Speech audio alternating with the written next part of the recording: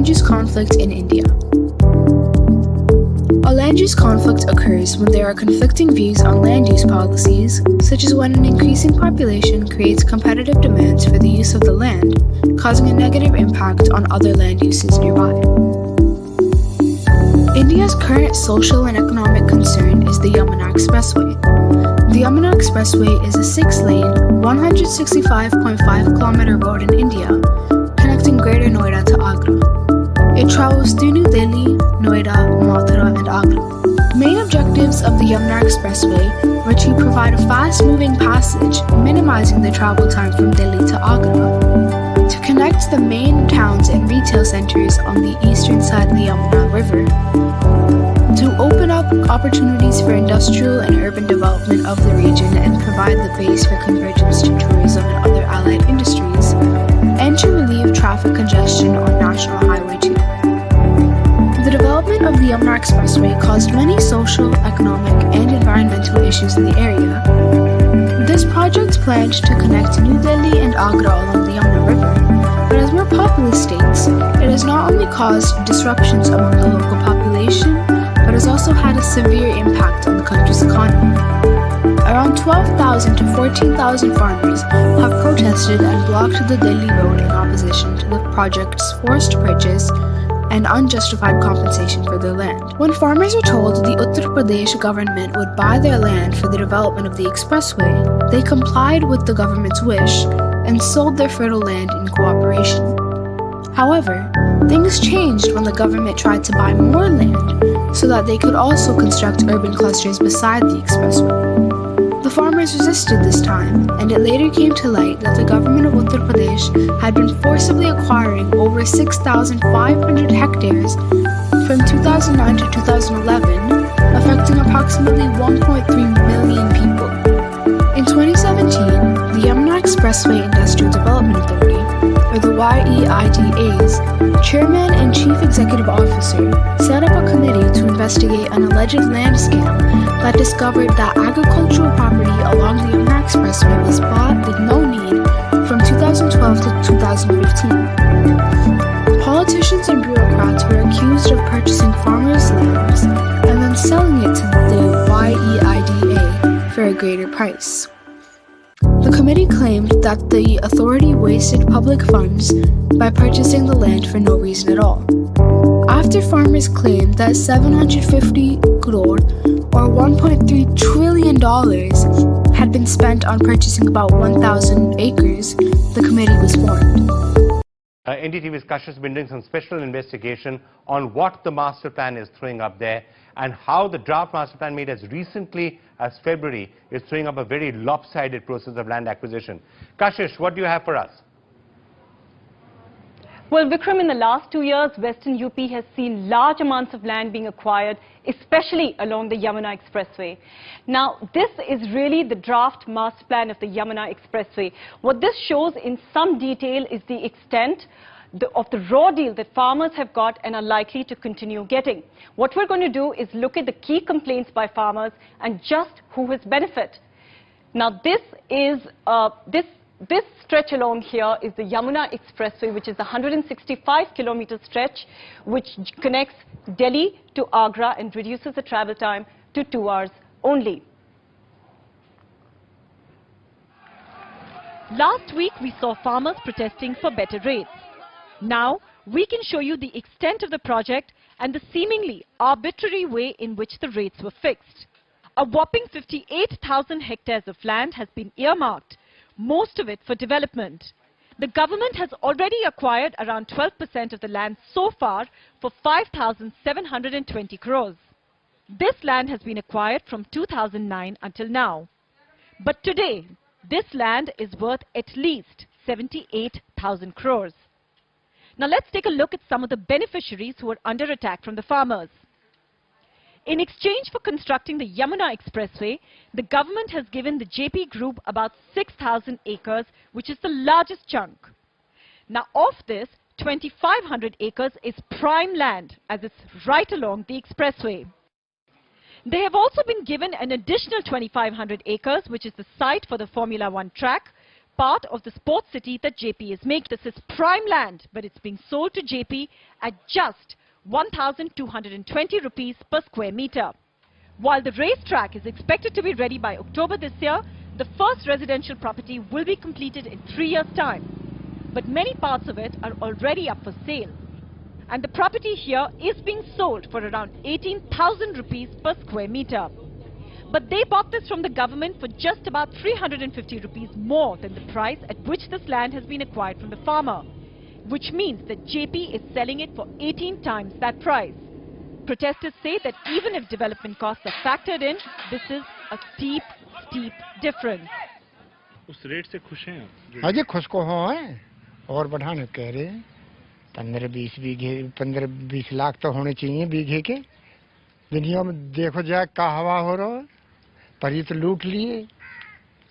सरकार बहुत गंदी है। 22 बीघा हमारी इस सिटी में गई है और जमीन हमारी इधर उसमें गई है टावरों में। जमीन 674 में उन्हें खरीदी गई, जबरन बैनामा कराया, धन कौर ही हम पे फाइल चेक वेक सब कुछ यहीं लाके दिए और बहुत कम मुआवजा दिया गया है। नहीं कहीं रास्ते हैं, नहीं कहीं कुछ है, नहीं परसेंट अभी तक उन्हें दिए हैं, कोई उम्मीद है देने की। And here's another curious but stark variation.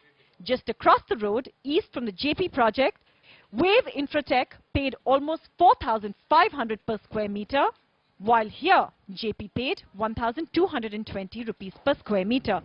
Here too, the developer has advertised property at the rate of about 18,500 rupees per square meter, which is 4 times the property at which they have acquired the land. Again, the current market value of these plots of land is at least 4 times the price at which they were bought from the farmers. The price that developers would have paid if they had bought the land directly from the farmers.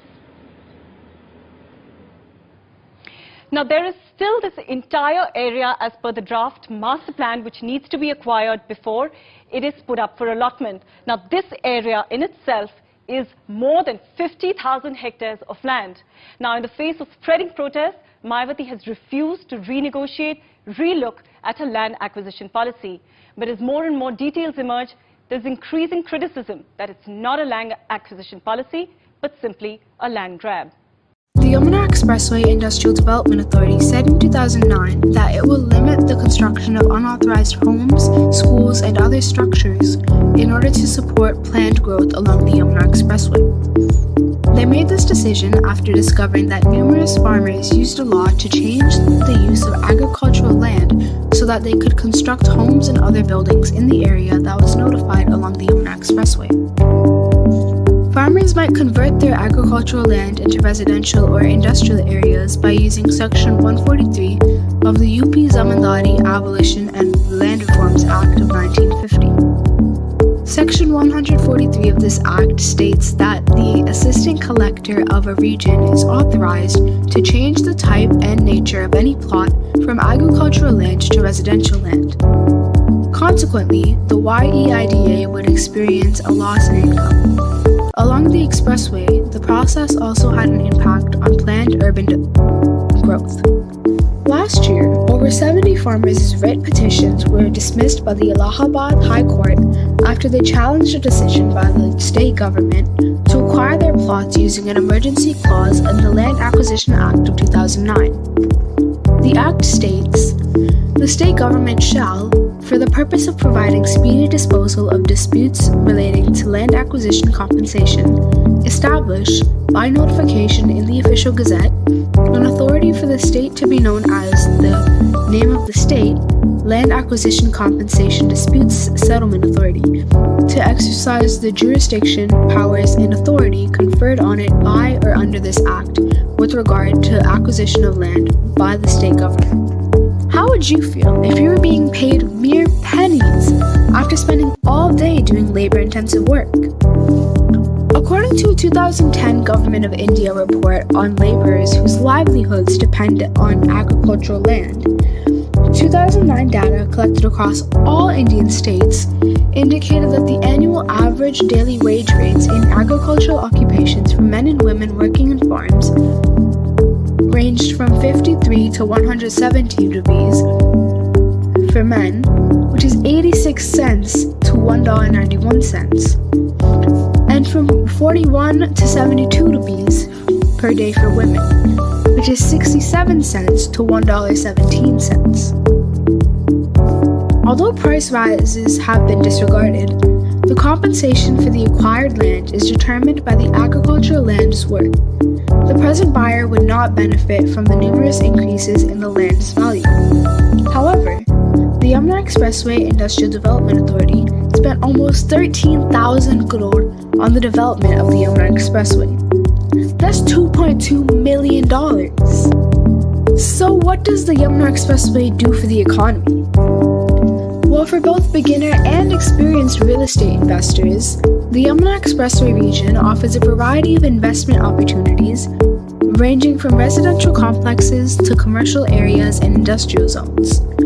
World-class highways, transportation facilities, and smart city projects are just a few of the continuous infrastructure improvements that make the area more appealing to investors and give them hope for long-term growth and value growth. The Yamuna Expressway is quickly becoming the hub of the economy, drawing significant businesses and creating jobs. The demand for residential, commercial, and industrial spaces is greatly boosted by this economic vigor, which makes the real estate investment climate profitable. But what about the environment? How is the environment affected? Well, the Yamuna River is highly polluted. Deposition of sludge and waste on the bank of the river has resulted in a white foam to pile up in the river. This toxic foam can cause respiratory and skin problems. In addition, there is a high level of air pollution in New Delhi. In fact, according to IQ Air, 83 out of 100 of the world's most polluted cities are in India, with Delhi being the third. The development of the Yamuna Expressway surely hasn't helped, as there are over 28,000 cars traveling on the expressway daily. According to the United States Environmental Protection Agency, a typical passenger vehicle emits about 4.6 metric tons of carbon every year. Now multiply that by 28,000. That's 128,800 metric tons emitted per year. And that's only on the Yamuna Expressway. Not to mention, India is much more populated than the United States, with India's population being 4 times that of the United States.